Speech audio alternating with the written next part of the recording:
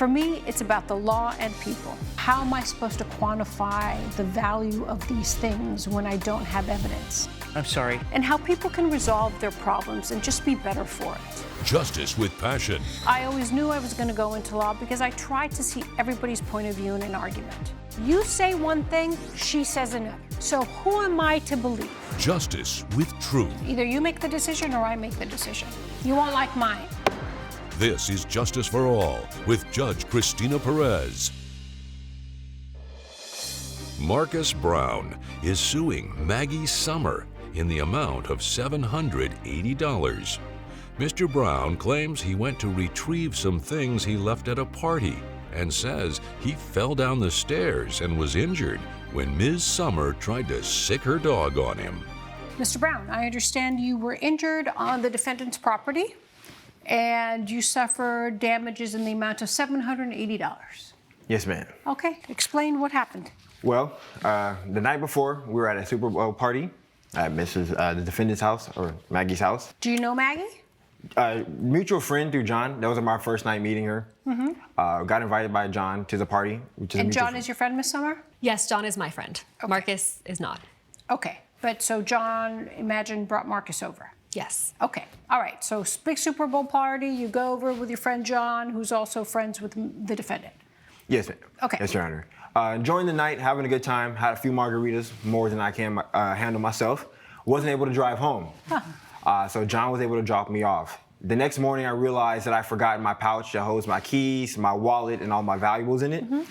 So I figured I'd just make my way back over to Maggie's house and pick up my belongings. Mm-hmm. However, when I got there, knocked on the front door, there was no answer. I heard a dog barking, but no one responded. Okay, what day was this? It was a Monday, Sunday? Oh, this was Monday. Monday, of course. Yes, ma'am, Monday morning. Okay, so did you show up really early? What time? This is around like 10 o'clock. So you went over to her house at 10 a.m.? Around 10 a.m., between 10 and 11 a.m. Is that true, that time? It was on the earlier side. I'd say around 10. Around 10. All right, so 10 a.m. you go over to her house. All right. No one's answering, so I figured the party was in the backyard last night. I'll just go around real quick, see if I can grab my stuff and get out of there. So you proceeded to just let yourself into the backyard? Yes, it was through the side of the house. That's where the majority of the party. What? You had to go through the side of the house? Yes, that's where the majority of the party was. So I figured probably if I left it out there, that's probably would be it. So give me step by step. So you knock at 10 o'clock. Hello, hello, hello. How many times do you knock and ring the doorbell? Maybe like 3 or 4 times, ring the doorbell. Three or four times you ring the doorbell at 10 o'clock. Yes. Nobody answers. No. You didn't get the hint that nobody was home or nobody wanted to open the door to you. Yes. So then you're walking over there, make yourself at home, and you go to her backyard. Yes. Knocking on the door, and the back door, realized that Maggie is standing there with her dog. Okay, and what do? Do you go and try to find if your pouch is in the backyard somewhere? No, at this point, I'm just knocking on the back door, trying to let Maggie know who I am. I'm seeing her at this point, and so I'm like, oh, hey. Did you remember speaking to Maggie? Last night, yes. Okay, that night, how many times did you speak to her? Throughout the course of the night, it was a huge party, so I got her there, met her there the first night we were there, and then after that, we just mingled throughout the party. Okay, but you were really drunk on margaritas, so how do you remember how many times you spoke to her? When you walked in, right? Yes, when I walked in. At least you met when you walked in. Did you meet him when he walked in? I have no recollection of this. I meet a ton of people. Did you drink a lot of margaritas Yes, too? there were 40 people at my party. I meet people all the time in the work I do as well, and so you don't remember quite John bringing his friend? I do not. So you don't remember him at all? I don't remember him at all. Okay, but you weren't that drunk that you don't remember what happened? No. Okay. I remember the party, and I remember the next morning, because at that point I was a bit hungover, but I was not drunk anymore. Okay, so then you see Maggie and her dog in the back. Yes. And what do you do, Mr. Brown? Well, at this point, I'm concerned for myself. It's like, okay, I did just come into this lady's backyard, black man, white lady, I'm on myself. It looks kind of awkward, so I want to get out of there as fast as possible. Mm-hmm. In the process of doing that, I slip on her stairs on the way down and brace myself by, boom, shatter my wrist as I land. Okay, and how's that her fault? Well, she was trying to sit the dog on me, and like. But you said the dog was inside. Right. So at this point, I'm scared though. She's got a dog in there. She's yelling and screaming. The dog is barking really crazy. She's yelling and screaming at the same time. I'm like, let me get out of here as fast as possible. So I'm stirring, I'm backing away, trying to get out of there as fast as possible, as safe as possible as I can. Her stairs tripped me. Oh, they did? Yes. On my way down, On purpose they tripped you? Now, if she had remained calm, we could have talked it out. Objection, Your Honor. I'm really liking his version of the story, so I'd like to listen it to the full extent. So, if she had remained calm, Fish let me explain who I was. Because I recall meeting her last night. You exchange pleasantries when you meet someone at their house. It's usual. Yeah. But when I realized that she didn't remember who I was like, okay, this is bad. Let's get out of here. So in the process of doing that, I'm coming off her back porch. Her stairs are just boom, stairs, and I'm out of there. And Oh my God. Yeah. And you hurt yourself. Yes, ma'am. Coming up on Justice for All. I was terrified and was like, you know what? I'm gonna call the police if you don't leave, and I'm gonna let my dog out on you. It was all I could do to keep myself safe. And later, My friend and I, Philip, we'd always kind of joke around that someday I'm gonna open up a sandwich shop. So a few years later down the road, I decided, you know what? It's time. I'm gonna make my sandwich shop, dream a reality. if you'll be in the Los Angeles area and want to bring your case to court, call 1-888-552-6878. You're watching Justice for All with Judge Cristina Perez. We're back with the case of Marcus Brown, who is suing Maggie Summer for medical expenses. Did the dog come out and Maggie come out? No, they came out afterwards. She called the authorities once she realized that, he broke his wrist. Let me offer some assistance. But then that's when everything got sorted out. That's when she came outside, once the authorities were there. All right. And what else happened? And that kind of rectified the situation, but it didn't have to escalate that far. It didn't. I mean, I just don't know why after the third or fourth doorbell in the front door, ringing of the doorbell in the front door, she just, I don't know, she didn't open her door. How dare she, right? She didn't have to answer the doorbell if she didn't want to. We can blame the margaritas, right? All right, so you turned around and you said, hey, listen, you scared me, you acted unreasonable, therefore you need to pay for my damages. That's what you're saying, right? Yes. And what say you, Miss Summer?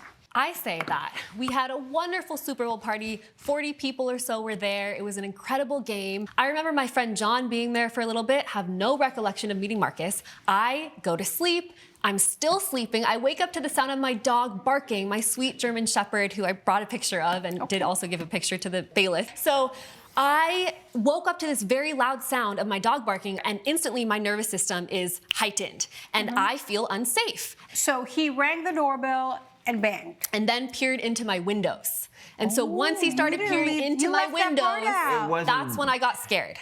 Oh. And because I didn't recognize him, had it been my friend John, had it been someone that I knew, I would have been like, that's weird, but I'll come out and say hi. Yeah. But because it was someone that was a stranger to me, I thought they were an intruder. And then on top of that, he came around to the back of my home. And that's when I was terrified and was like, you know what? I'm gonna call the police if you don't leave, and I'm gonna let my dog out on you. So I stand by that because as a single woman in a neighborhood where these kinds of things happen, people will do whatever they can to get a woman alone. It was all I could do to keep myself safe to tell him to leave. And then he fell. And when he fell— the stairs tripped him. Right. According to the plaintiff's story, the stairs tripped him. Okay. I saw him fall. And his wrist, he was clutching his wrist. And so at that point, I realized he doesn't seem to be harmful. I'm going to go ahead and call 911. I still don't know what's happening, but I'm going to let them handle it. Okay. And here we are. Got it. I have a question. What about this, John? Why didn't you call your friend John and say, hey, John, I left my stuff at Maggie. Can you call her at Maggie's? Can you call her and let her know if I can come by this morning? Wasn't able to reach him. Charged my phone. So you tried? Yeah, I wasn't able to reach him because my phone was dead. Didn't really get a full charge overnight. So the first thing that came to my mind in the morning was like, where did I leave my stuff? How'd you get to her house? Did you drive? I used a rideshare service. So you didn't call John to see if he could just be the in-betweener and call Maggie? No, I thought our introduction the night before was enough, but apparently she doesn't remember it.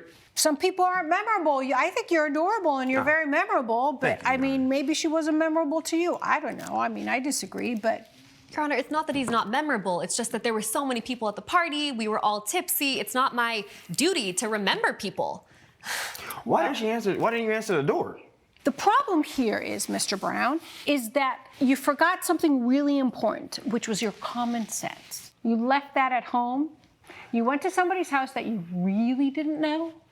You bang on the front door and ring the doorbell 3-4 times.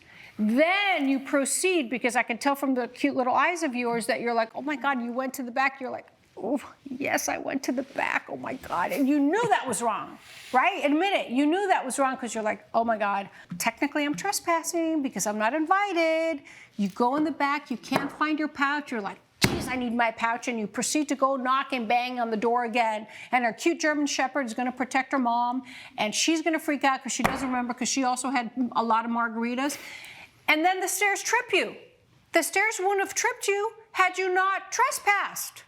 Had you used a little common sense and called your friend John or just left a note or something. But I understand you were eager to get your pouch. But that doesn't excuse the fact that the stairs didn't trip you. You tripped yourself because you were afraid, right? Because you just got, oh my God, she's going to come out with me with a German Shepherd. Oh my God, I'm freaked out. And you knew you were wrong. You're like, okay, maybe I shouldn't be here. You said that yourself. And you walked back and you tripped and you fell and you injured yourself. It sucks, but you did it. Okay? I know. It's okay. You tried. Thank you, Your Honor. You really did have a good argument, you know, but I think we just forgot your common sense a little bit when you went over there, okay?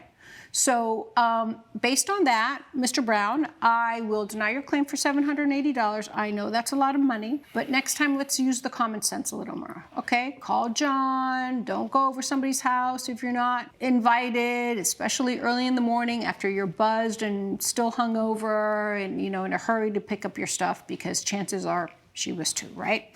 Okay, that's it. Therefore, I will rule in favor of the defendant. I will deny the plaintiff's claim in the amount of $780. Good luck. Judge Perez has ruled in favor of the defendant. The plaintiff's claim has been denied. Next time, just go ahead and give me a call instead of trying to break into my house. Guess I'm not invited to the next cookout, huh? Thank you. Coming up on Justice for All. Did he have a percentage, an ownership percentage, or were you just supposed to pay him back?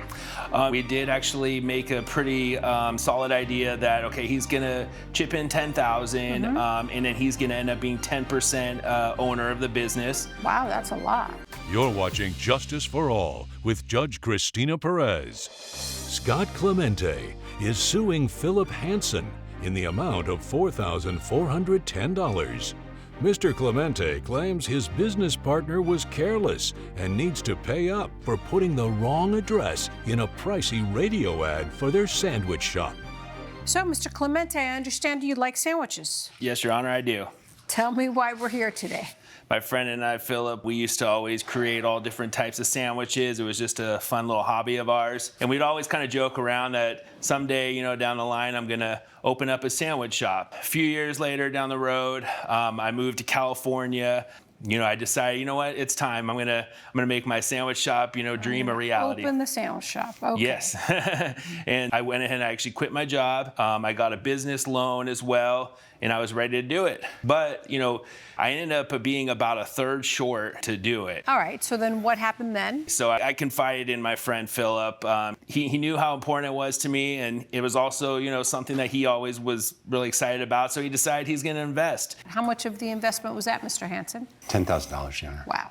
So you invested $10,000 into the sandwich shop. Yes, Your Honor. So did you guys become partners, or did you write something down? Yes, Your Honor. We did actually make a pretty solid idea that, okay, he's going to chip in $10,000, and then he's going to end up being 10% owner of the business. You weren't responsible for monthly bills or paying insurance or things like that?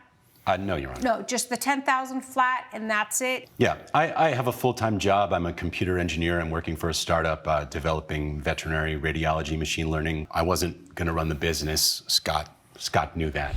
Coming up, So why $4,410? He called me upset saying, you know, I feel like I'm being used for my money. You just wanted my money only, like I wanted to help with the business. you're watching Justice for All with Judge Cristina Perez. We're back with the case of Scott Clemente, who is suing Philip Hansen for negligence. Did he have the right to make decisions on behalf of the sandwich shop? Not so much the right to make decisions. I would get the final approval being 9% owner. But I wanted to be involved, Your Honor. Okay. So what happened? Why $4,410? Well, once we started getting closer, I'm focused every day. I'm working on things to get this done. He started to feel like he was left out. He called me upset, saying, I feel like I'm being used for my money. You just wanted my money only. Like I wanted to help with the business. So now you wanted, Mr. Hansen, you wanted to have some more of a say in the restaurant? I love this man. Okay, but let's talk about why we're here, the case. So that's why we're here. But at That's first why. you say 10,000, 10%, and you yourself already admitted that you weren't making any decisions, you weren't really involved in the day-to-day. I wanted to be his friend and to support him. So he wanted to get more involved in what So happened. then he calls me upset that I basically saying I ghosted him. Long story short, he says he wants to either help with the business or he wants his money back. All right, so then what did you do? So what I did was I said, okay, I have a pretty simple task that you can do from Chicago. Okay. I had paid an advertisement time on a radio, so all we had to do was send them the final read of what the On advertisement the radio was going to be. station? Okay, and you already paid for the radio I ad. did, yes, How ma'am. much was the radio ad? It was $2,205. Okay. Do you have proof you paid the radio station? I do. I have an All right, invoice. Give your evidence to Cinder. Yes, ma'am. So you give him the task to put the ad in the radio station. Right, to send Did you it give to- him instructions what to say? Obviously include the address, the name, but I told So him you have didn't give him fun. a script? No, I told him have fun with it. Judge Perez's verdict when Justice for All returns. You're watching Justice for All with Judge Cristina Perez. And what happened? I missed a small detail. It was read over the air, You mean you got the address wrong? very slightly.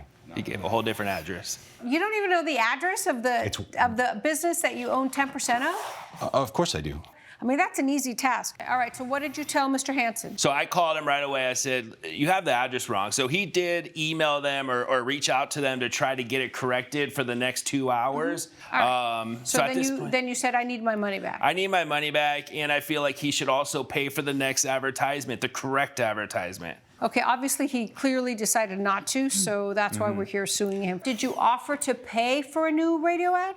No, I did not. I'm not here to defend myself. I'm here because I'm heartbroken. Oh my God, let's When not this be is that over. dramatic, please. He was my friend. So we can do two things. You can reimburse him $2,205, or we can take that out of what you paid him as an investment. It doesn't matter. It's not about the money. I don't Okay, care. if it's not about the money, that's simple. Then based on the evidence, you, Mr. Defendant, owe the plaintiff $2,205 for a radio ad that you placed, and unfortunately the address is wrong. Mr. Clemente, I'm not going to give you money for the new ad because it's a cost of doing business. You're going to have to do another ad. All right, good luck, gentlemen.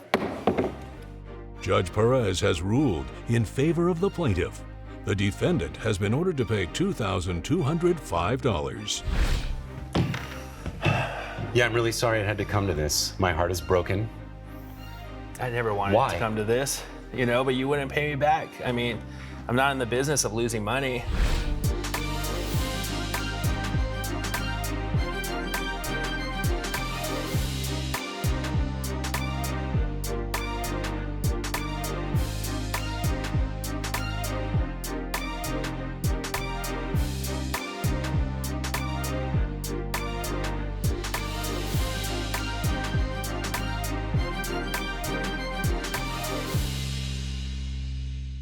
This has been a production of Allen Media Group.